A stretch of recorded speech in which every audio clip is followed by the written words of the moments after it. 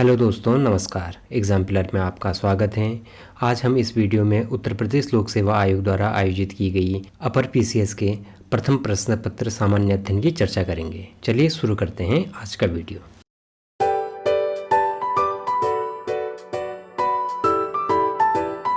पहला क्वेश्चन है, workers and peasants party के संदर्भ में निम्नलिखित कथनों पर विचार कीजिए। पहला कथन है, वर्कर्स एंड पीजेंट्स पार्टी का गठन 1927 में हुआ था। इसे एक अखिल भारतीय संगठन का रूप दिया गया। पहला कथन एकदम सही है। दूसरा कथन है, इस पार्टी का उद्देश्य कांग्रेस के अंतर्गत ही काम करना था, जिसमें इसको अधिक क्रांतिकारी रुझान वाली पार्टी और आम जनता का संगठन बनाया गया। यह कथन भी एकदम सही है, तो इसका सही जवाब है ऑप्शन बी, 1 और 2 दोनों। अगला क्वेश्चन है, निम्नलिखित घटनाओं पर विचार कीजिए तथा इन्हें कालानुक्रम व्यवस्थित कीजिए। पहला कथन है, ईस्ट इंडिया एसोसिएशन, इसकी स्थापना हुई थी 1867 में। नेशनल इंडियन एसोसिएशन, इसकी स्थापना हुई थी 1876 ईस्वी में। इंडियन सोसाइटी, इसकी स्थापना हुई थी 1872 में। इंडियन एसोसिएशन, इसकी स्थापना हुई थी 26 सितंबर 1876 में। तो इसका सही ऑप्शन है 1, 3, 2, 4, ऑप्शन ए इसका सही जवाब है। अगला क्वेश्चन है, निम्नलिखित घटनाओं पर विचार कीजिए तथा इन्हें सही कालक्रम में व्यवस्थित कीजिए, सबसे पहले से लेकर आखिरी गतिविधि तक। पहला है, शाही भारतीय नौसेना विद्रोह। यह हुआ था 18 फरवरी 1946 में। कैबिनेट मिशन की घोषणा यह हुई थी 16 मई 1946 में। अंतरिम सरकार का गठन यह हुआ था 2 सितंबर 1946 में। और ब्रिटिश संसदीय मंत्रिमंडल का दिल्ली आगमन यह हुआ था जनवरी 1946 में। तो इसका सही क्रम है 4, 1, 2, 3, ऑप्शन ए इसका सही जवाब है। अगला क्वेश्चन है, जस्टिस पार्टी के संदर्भ में निम्नलिखित कथनों पर विचार कीजिए। पहला कथन है, जस्टिस पार्टी ने कांग्रेस का विरोध उसे एक ब्राह्मण प्रभुत्व वाला संगठन कहकर किया। यह सही जवाब है। दूसरा कथन है इसका, इसने गैर ब्राह्मणों के लिए वैसे ही सांप्रदायिक प्रतिनिधित्व का दावा किया जैसे पार्लियामेंटो सुधार में मुसलमानों को दिया गया था। यह दूसरा कथन भी इसका सही जवाब। तो इसका सही जवाब है ऑप्शन बी, कथन 1 और 2 दोनों। अगला क्वेश्चन है, नीचे 2 कथन दिए गए हैं जिनमें से एक को अभिकथन ए तथा दूसरे का कारण आर कहा गया है। अभिकथन, राष्ट्रीय मुद्रा का वह मूल्य जो विदेशी मुद्रा मांग और आपूर्ति द्वारा तय होता है उसको नम्य विनिमय दर कहते हैं। यह इसका अभिकथन एकदम सही है।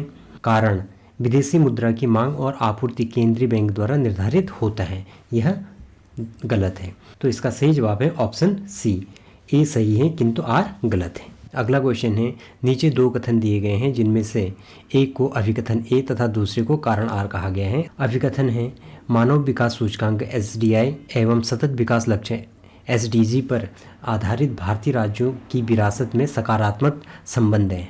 एकदम सही। कारण है, सतत विकास लक्ष्यों का आधारभूत आयामों का शिक्षा एवं स्वास्थ्य से घनिष्ठता के साथ संबंध है। यह भी एकदम सही है। तो इसका कथन ऑप्शन डी इसका सही जवाब है। ए और आर दोनों सही हैं। आर ए की सही व्याख्या करता है। अगला क्वेश्चन है, सुमेलित कीजिए। सूची 1 को सूची 2 से सुमेलित करना है। एक जगह राज्य दे रखा है, दूसरी जगह 2019 से 2023 तक आधारभूत संरचनाओं में किए गए खर्चों को बताया गया है। महाराष्ट्र यह दूसरे स्थान पर रहा। उत्तर प्रदेश पहले स्थान पर रहा। तमिलनाडु तीसरे स्थान पर। कर्नाटक चौथे स्थान पर। तो इसका सही जवाब है ऑप्शन ए, 2, 1, 3, 4। अगला क्वेश्चन है, भारतीय संविधान की समवर्ती सूची में सम्मिलित हैं। व्यापार और वाणिज्य एकदम सही। सामानों में मिलावट यह भी एकदम सही है। उत्तराधिकार यह भी एकदम सही है। तो ऑप्शन ए इसका सही जवाब है। अगला क्वेश्चन है, फातिमा बीबी का हाल ही में निधन हुआ, इनके बारे में निम्नलिखित कथनों पर विचार कीजिए। पहला कथन है, वह भारत के सर्वोच्च न्यायालय में पहली महिला न्यायाधीश है। एकदम सही। उन्होंने 1997 से 2001 तक केरल राज्य के राज्यपाल के रूप में सेवा दी। यह गलत है। तीसरा कथन है, वह उच्चतर न्यायपालिका तक पहुंचने वाली पहली मुस्लिम महिला है। यह भी एकदम सही है। कथन 1 और 3 एकदम सही। ऑप्शन ए इसका सही जवाब है। अगला क्वेश्चन है, राष्ट्रीय बौद्धिक संपदा अधिकार नीति के संदर्भ में निम्नलिखित कथनों पर विचार कीजिए। पहला कथन है, यह दोहा विकास एजेंडा और टिप्स समझौते के प्रति भारत की प्रतिबद्धता को दोहराता है। एकदम सही। दूसरा कथन है, औद्योगिक नीति और संवर्धन विभाग भारत के बौद्धिक संपदा अधिकारों के विनियमन करने के लिए केंद्रीय अभिकरण है। यह भी एकदम सही है। तो इसका सही जवाब है ऑप्शन सी। कथन 1 और 2 दोनों सही है। अगला क्वेश्चन है, कौन सा संशोधन अधिनियम भारत में स्थानीय शासन संस्थाओं से संबंधित है? तो इसका सही जवाब है ऑप्शन सी, 73वां और 74वां संविधान संशोधन। अगला क्वेश्चन है, भारतीय अल्पसंख्यकों के लिए विशेष अधिकार के संदर्भ में निम्नलिखित कथनों पर विचार कीजिए। पहला कथन है, संविधान में प्रत्येक राज्य हेतु भाषाई अल्पसंख्यकों के लिए विशेष अधिकार के पद का प्रावधान दिया गया है। ऑप्शन सही जवाब है। दूसरा कथन है, नवें संविधान संशोधन अधिनियम द्वारा इसके लिए एक नया अनुच्छेद 350 बी जोड़ा गया। यह भी एकदम सही जवाब है। तो इसका सही जवाब है ऑप्शन सी, 1 और 2 दोनों। अगला क्वेश्चन है, नीचे 2 कथन दिए गए हैं जिनमें से एक को अभिकथन दूसरे को कारण कहा गया है। तो अभिकथन में बात हो रही है, प्रारंभिक राष्ट्रवादियों में से अधिकांश को ब्रिटिश राज ईश्वरीय देन लगता था। इसका उद्देश्य आधुनिकीकरण लाना था। अभिकरण एकदम सही है। कारण, उनकी शिकायत केवल भारत में अन ब्रिटिश राज के खिलाफ थी। यह भी एकदम सही है, लेकिन यह जो कारण है अभिकरण की व्याख्या नहीं कर रहा है। तो इसका सही जवाब है ऑप्शन बी, इसका सही जवाब होगा। अगला क्वेश्चन है, विलियम ए.जे. आर्कबोल्ड के संदर्भ में निम्नलिखित में से कौन सा कथन सही नहीं है? वे लाहौर कांग्रेस के प्राचार्य थे। यह गलत है, यही इसका सही जवाब है। अगला क्वेश्चन है, निम्नलिखित घटनाओं पर विचार कीजिए तथा इनके प्रारंभ से कालानुसार व्यवस्थित कीजिए।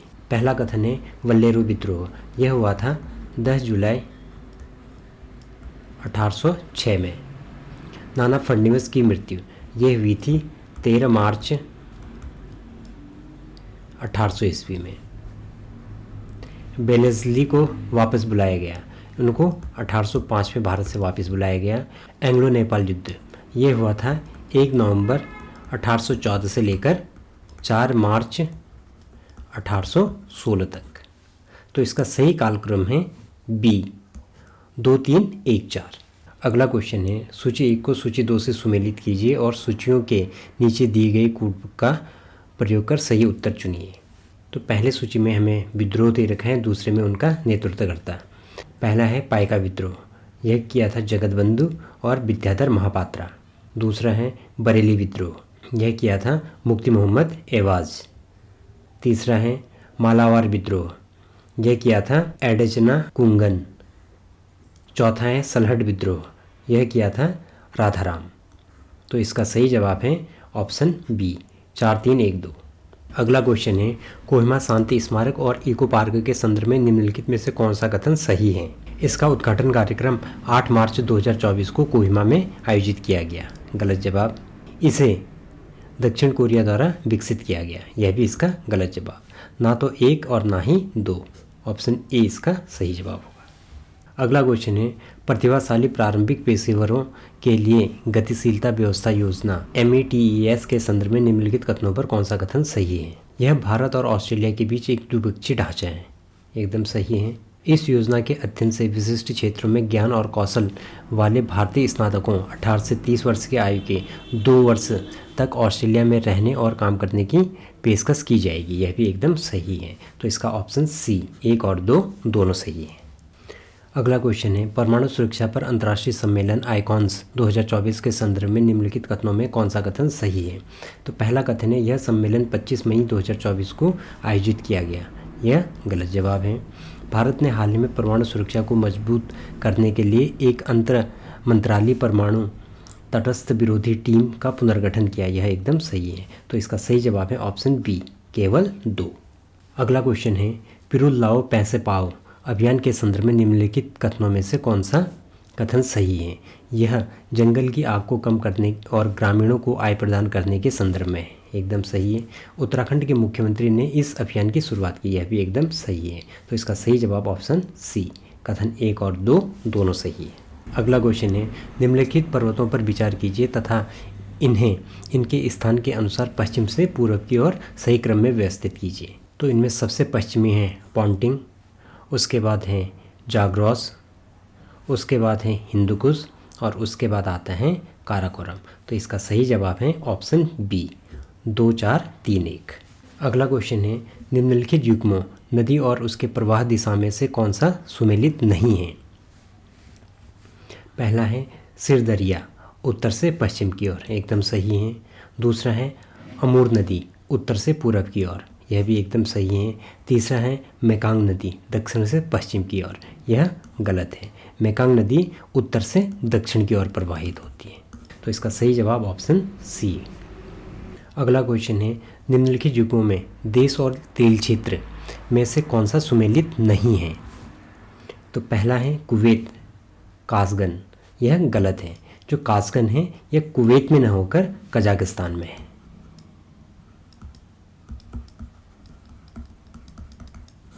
तो पहला ऑप्शन इसका सही जवाब होगा। अगला क्वेश्चन है भूमध्य सागरीय जलवायु के संदर्भ में निम्नलिखित कथनों पर विचार कीजिए। पहला कथन है यहाँ शीत ऋतु में वर्षा होती है, एकदम सही है। दूसरा कथन है शीतकालीन अंतर्यान के कारण वायुमंडलीय पेटियाँ दक्षिण की ओर खिसक जाती हैं, यह भी एकदम सही जवाब। तो इसका सही जवाब होगा ऑप्शन सी, 1 और 2 दोनों। अगला क्वेश्चन है पश्चिमी यूरोप की जलवायु के संदर्भ में निम्नलिखित कथनों पर विचार कीजिए। तो पहला कथन है पश्चिमी यूरोप में सभी महीनों में वर्षा होती है, एकदम सही है। दूसरा कथन है पश्चिमी यूरोप पछुआ पवनों की पेटी के अंतर्गत स्थित है, यह भी एकदम सही है। तो इसका सही जवाब ऑप्शन बी, 1 और 2 दोनों सही। अगला क्वेश्चन है ऊपरी गंगा के मैदानी कृषि जलवायु क्षेत्र के संदर्भ में निम्नलिखित कथनों पर विचार कीजिए। पहला कथन है यह क्षेत्र केंद्रीय और पश्चिमी उत्तर प्रदेश में विस्तृत है, एकदम सही है। दूसरा कथन है इस क्षेत्र की सिंचित गहनता 130% से अधिक तथा कृषि गहनता 140% है, यह भी एकदम सही। तो इसका सही जवाब ऑप्शन बी, 1 और 2 दोनों। अगला क्वेश्चन है सूची 1 को सूची 2 से सुमेलित करना है। एक तरफ दर्रा दे रखा है, दूसरी सूची में उनकी समुद्र तल से ऊंचाई दे रखी है। देवसा दर्रा, ये इसकी समुद्र तल से ऊंचाई है 5630 मीटर।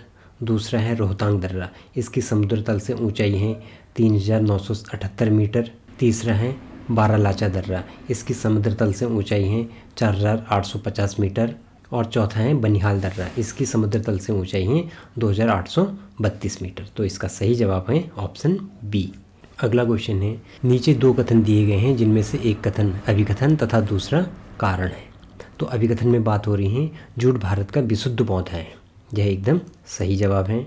दूसरा है जूट खरीफ की फसल है जिसको फरवरी से जून में बोया जाता तथा जुलाई से अक्टूबर के मध्य काटा जाता है, यह एकदम गलत है। तो इसका सही जवाब होगा ऑप्शन सी, ए सही है परंतु आर गलत।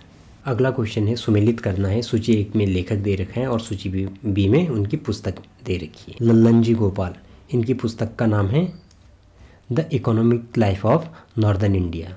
दूसरा है हबीब एन निजामी, तो इनकी पुस्तक का नाम है a comprehensive history of India the Delhi Sultanat. तीसरा है के एस लाल, इनकी पुस्तक है हिस्ट्री ऑफ द खलजीज। और चौथा है दशरथ शर्मा, इनकी पुस्तक का नाम है अर्ली चौहान डायनेस्टीज। तो इसका सही जवाब है ऑप्शन बी। अगला क्वेश्चन है निम्नलिखित कथनों पर विचार कीजिए। पहला कथन है बिहार में जगदीशपुर के जमींदार कुंवर सिंह ने अंग्रेजों के विरुद्ध विद्रोह का नेतृत्व किया, एकदम सही है। दूसरा है लॉर्ड डलहौजी ने रानी लक्ष्मीबाई के दंतक पुत्र को उत्तराधिकारी होने की मान्यता प्रदान की, यह एकदम गलत है। तो इसका सही जवाब होगा ऑप्शन बी, केवल 1। अगला क्वेश्चन है निम्नलिखित विदेशी यात्रियों पर विचार कीजिए तथा इन्हें अवरोही कालक्रमानुसार व्यवस्थित कीजिए। पहला है इत्सिहांग, ये भारत आया था 675 ईस्वी में। दूसरा है अलबरूनी, यह भारत आया था 1070 ईस्वी में। तीसरा हैंसवांग, यह भारत आया था 630 ईस्वी में। और फाहियान, यह भारत आया था 5वीं शताब्दी में, लगभग 402 ईस्वी में। तो इसका सही कालक्रम है 4321, ऑप्शन ए इसका सही जवाब है। अगला क्वेश्चन है नीचे 2 कथन दिए गए हैं जिनमें से एक को अभिकथन ए तथा दूसरे को कारण आर कहा गया है। अभिकथन बलबन ने अपने शासन को सुदृढ़ बनाया और संपूर्ण सत्ता को अपने हाथों में केंद्रित कर लिया, यह कथन एकदम सही है। दूसरा कारण है वह उत्तर पश्चिमी सीमा को मंगोलिय आक्रमण से सुरक्षित करना चाहता था, यह भी एकदम सही है, लेकिन इस अभिकथन की व्याख्या नहीं है। तो इसका सही जवाब होगा ऑप्शन डी, ए और आर दोनों सही हैं, आर ए की सही व्याख्या नहीं है। अगला क्वेश्चन है सहमति की आय अधिनियम 1891 के संदर्भ में निम्नलिखित कथनों पर विचार कीजिए। पहला कथन है यह बम्बई के एक पारसी सुधारक बहरामजी मालावारी थे जिन्होंने इस कानून की वकालत की। एकदम सही जवाब। दूसरा है, इस अधिनियम को बाल गंगाधर तिलक के नेतृत्व वाली चरमपंथी शाखा ने समर्थन दिया। यह इसका गलत जवाब। तो इसका सही आंसर है ऑप्शन डी, केवल एक। अगला क्वेश्चन है, नीचे दो कथन दिए गए हैं जिनमें से एक को अभिकथन ए तथा दूसरे को कारण आर कहा गया है। अभिकथन, शिवाजी को बड़े देशमुखों के विद्रोह का सामना करना पड़ा। सही जवाब है। कारण है, ये देशमुख स्वतंत्र मराठा शासक के पक्ष में नहीं थे, वे बाजीपुर के सामंत ही बने रहना चाहते थे। कारण भी सही है। तो इसका सही जवाब है ऑप्शन बी। ए और आर दोनों सही हैं, आर ए की सही व्याख्या करता है। अगला क्वेश्चन है, अंडमान तथा निकोबार द्वीप समूह में निम्नलिखित में से किस कारण से प्रलयकारी प्रवाल विरंजन हुआ तथा प्रवालों की सामूहिक मृत्यु हो गई थी। पहला ऑप्शन है, हिंद महासागर के तापमान में 2% की वृद्धि। ये एकदम सही जवाब है। अगला क्वेश्चन है, अशोक के स्तंभ लेखों में निम्नलिखित कथनों पर विचार कीजिए। पहला कथन है, अशोक ने धम्म की जो परिभाषा दी वह राहुलोवाद से ली गई। एकदम सही। दूसरा कथन है, अपने राज्याभिषेक के 14वें वर्ष में अशोक ने महाधम्ममात्र नामक एक नवीन प्रकार के कर्मचारी की नियुक्ति की। यह गलत जवाब। तो इसका सही जवाब है ऑप्शन डी, केवल एक। अगला क्वेश्चन है, सतत विकास लक्ष्य जो 2030 के लक्ष्य 4 को प्राप्त करने के लिए कौन से उपाय आवश्यक हैं। पहला, शिक्षा को निःशुल्क और अनिवार्य बनाना। एकदम सही। दूसरा है, स्कूल के बुनियादी ढांचों में सुधार और डिजिटल परिवर्तन को अपनाना। यह भी एकदम सही है। तीसरा है, कृषि कार्यक्रमों का विस्तार। गलत जवाब। चौथा है, प्रौद्योगिकी निवेश में वृद्धि। यह भी गलत। तो इसका सही जवाब है ऑप्शन बी, 1 और 2 दोनों। अगला क्वेश्चन है, आर्थिक समृद्धि के संदर्भ में निम्नलिखित में से कौन सा कथन सही है। पहला कथन है, भारतीय अर्थव्यवस्था एक अल्पविकसित अर्थव्यवस्था है। एकदम गलत। दूसरा है, भारतीय अर्थव्यवस्था एक मिश्रित अर्थव्यवस्था है। एकदम सही है। तीसरा है, J.S. किन्स अर्थशास्त्र के जनक थे। यह भी एकदम सही जवाब है। तो इसका सही जवाब है ऑप्शन सी, केवल 2 और 3। अगला क्वेश्चन है, सूची 1 को सूची 2 से सुमेलित करना है और वर्ष 2022 में प्रवासियों द्वारा भेजी गई राशियों के रैंक के अनुसार इसको सुमेलित करना है। सूची 1 में देश दे रखे हैं और सूची 2 में उनकी रैंकिंग दे रखी है। मैक्सिको, इसकी रैंक थी 3री। चीन, इसकी रैंक थी 4थी। भारत, इसकी रैंक थी 2री। और फिलीपींस, इसकी रैंक थी 1ली।